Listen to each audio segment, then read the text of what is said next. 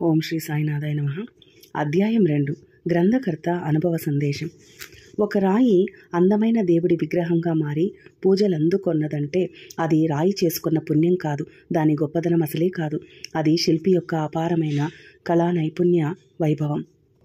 అదేవిధంగా ఒక సాధారణ వ్యక్తి జ్ఞాని అయి మహాత్ముడయ్యాడంటే అది ఆ వ్యక్తి చేసుకున్న పుణ్యం కాదు, గొప్పదనం అసలే కాదు. అది పరమగురువు యొక్క అపారమైన అనుగ్రహ వైభవం. ఒక డాక్టర్ కుమారుడు డాక్టర్ అయితే ఆశ్చర్యమేమీ లేదు, కానీ ఒక పేదవాడి కుమారుడు డాక్టర్ అయితే అది ఎంతో ఆశ్చర్యకర విషయం. అదేవిధంగా ఒక సన్యాసి తీవ్ర సాధనతో ఆత్మ సాక్షాత్కారం పొందితే ఆశ్చర్యమేమీ లేదు. ఒక గృహస్థుడు అల్ప సాధనతో ఆత్మదర్శనం పొందడమే ఆశ్చర్యకర విషయం. ఒక మేధావి సర్వశాస్త్రాలు చదివి పండితుడైతే ఆశ్చర్యమేమీ లేదు. ఒక సాధారణ వ్యక్తి సర్వశాస్త్రాలు చదవకయే పండితుడు కావడం ఆశ్చర్యకర విషయం. ఒక సాధకుడైన వ్యక్తి తీవ్రమైన ఉపాసనతో సిద్ధులు పొందితే ఆశ్చర్యమేమీ లేదు.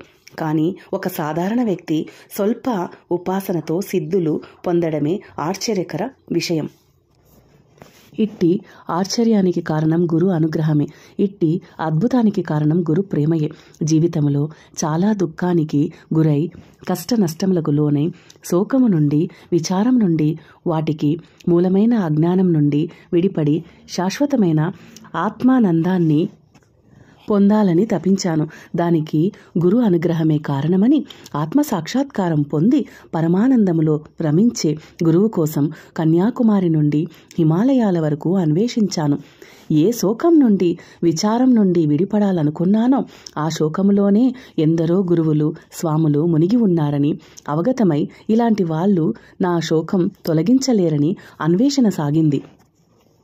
ఏ అజ్ఞానమును నాశనం చేయాలనుకున్నానో ఆ అజ్ఞానములోనే ఎందరో గురువులు స్వాములు జీవిస్తున్నారని, ఇలాంటి వాళ్ళు నా అజ్ఞానం ఎలా పోగొట్టగలరని అన్వేషణ సాగింది. సకల శాస్త్రాలు అధ్యయనం చేస్తే శోకం పోతుందని, ఆత్మసాక్షాత్కారం ఆనందప్రాప్తి కలుగుతుందని ఎందరో విద్వాంసులు పండిత స్వాములు పలికారు. శోకం మీకు నశించిందా? ఆత్మసాక్షాత్కారం మీకు కలిగిందా? ఆనందప్రాప్తి మీకు కలిగించిందా అని ప్రశ్నిస్తే కలగలేదన్నారు.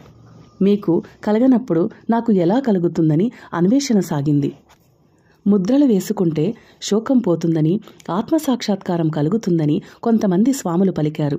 ముద్రలు వేయించుకున్న ఎందరినో ప్రశ్నించాను, మీకు శోకం పోయిందా, ఆత్మసాక్షాత్కారం కలిగిందా అని. కానీ ఏ ఒక్కరూ అవునని సమాధానం చెప్పలేదు.